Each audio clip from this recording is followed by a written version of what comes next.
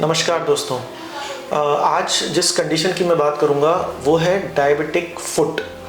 अगर हम देखें तो वर्ल्ड में करीब 8 से 10% के बीच में लोगों को डायबिटीज़ है। और if you look at the latest data about India, more than 65 million people in India are suffering from diabetes. And as a plastic surgeon हम लोगों के पास जो डायबिटीज़ की डायरेक्ट कंसिक्वेंस होती है, at least 10% of patients suffering from diabetes at least once in a life time suffer from a condition which is called diabetic foot. कहने का मतलब ये है कि अगर 65 मिलियन हम लोगों की बात करें, उनमें से 10% लोगों को डायबिटिक फुट हो सकता है। नाउ डायबिटिक फुट है क्या?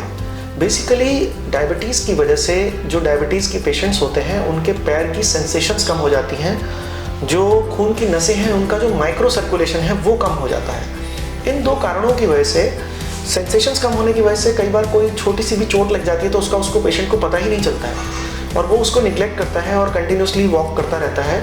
उसकी वजह से उस चोट के एरिया में घाव बन जाते हैं। दूसरा, खून का सर्कुलेशन कम होने की वजह से जो ये घाव बन जाते हैं उतनी जल्दी ठीक नहीं होते हैं, सूखते नहीं हैं। तीसरी प्रॉब्लम जो धीरे धीरे डायबिटिक फुट में होती है वो होती है हड्डी के जोड़ों में नुकसान होना और एक चारकोट्स फुट नाम की कंडीशन बन जाती है। तो इसमें व्हाट इज इंपॉर्टेंट है कि डायबिटिक पेशेंट को मैं हमेशा बोलता हूँ कि they should always see their foot like they see their face in the morning in a mirror.